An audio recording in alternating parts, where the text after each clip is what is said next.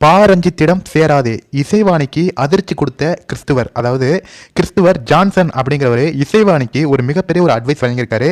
பாரஞ்சித் அவர்களுடைய முகத்திரையை கிழித்து பாரஞ்சித் அவர்களுடைய சுயரூபத்தை கிறிஸ்துவரான ஜான்சன் அவர்கள் ஒரு வீடியோ மூலியமா விலக்கி பேசியிருக்காரு. இசைவாணிக்கும் தன்னுடைய கண்டனங்களையும் அட்வைஸையும் வழங்கியிருக்காரு. இந்த வீடியோவை பார்த்துட்டு வந்துருங்க.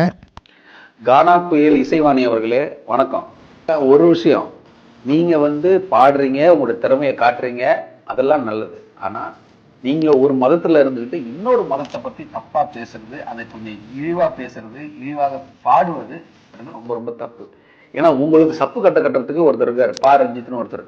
ஏதோ ஒரு பட வாய்ப்பு கிடைச்சது, ஒரு டைரக்டர் ஆயிட்டாருன்றனால, ஒரு சமூகத்தை சேர்ந்தவர்ன்றனால அவர் என்னவோ அந்த சமூகத்துக்கே அவர் தான் தலைவர் அப்படின்ற மாதிரி எடுத்துக்கிட்டு வேணும்னு வன்முறை உண்டாக்குற மாதிரி தான் அவரும் பேசுறாரு.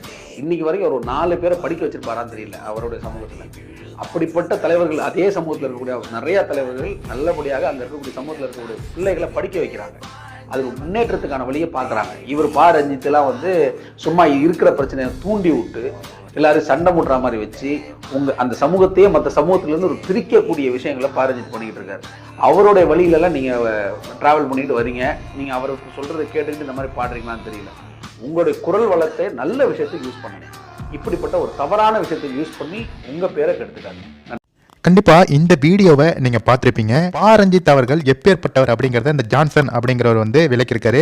அது மட்டும் இல்லாம பாரஞ்சித் அவர்களுடைய நோக்கமே பாத்தீங்கன்னா சினிமாவை கடந்து அவருடைய நோக்கம் எல்லாமே அரசியல போயிட்டு எப்படியாச்சும் நல்ல காசு பணம் சம்பாதிக்கணும், இந்த மக்களை பயன்படுத்தி உங்களுடைய வாழ்க்கை வரலாறை பயன்படுத்தி நம்ம படமா எடுத்து இஷ்டத்துக்கு காசு சம்பாதிச்சுட்டு அவங்கள நட்டாத்துல விட்டுறணும் அப்படிங்கிற மாதிரி தான் இருக்கு. எதற்காக நான் இதை சொல்றேன்னா, ஜான்சன் அவர்கள் சொல்வது போன்று இதுவரைக்கும் ரஞ்சித் அவர்கள் யாரையாவது படிக்க வைத்திருக்கிறாரா, இல்ல யாருக்காவது உதவி பண்ணியிருக்காரா அப்படிங்கிறது இதுவரை வெளியில தெரியவில்லை. கண்டிப்பா இந்த வீடியோ பார்க்குறவங்க ரஞ்சித் அவர்களுடைய சுயரூபத்தை எல்லாருக்குமே ஷேர் பண்ணுங்க.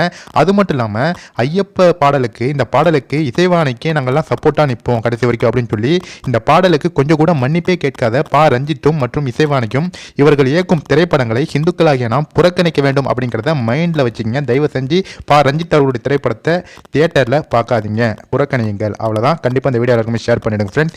இசைவாணி இதன் பிறகாவது திருந்தி அவங்க மன்னிப்பு கேட்பாங்களா இல்லையா அப்படிங்கிறத பொறுத்திருந்து பார்ப்போம். கண்டிப்பாக இந்த வீடியோ எல்லாருமே ஷேர் பண்ணுங்கள். Thank you friends.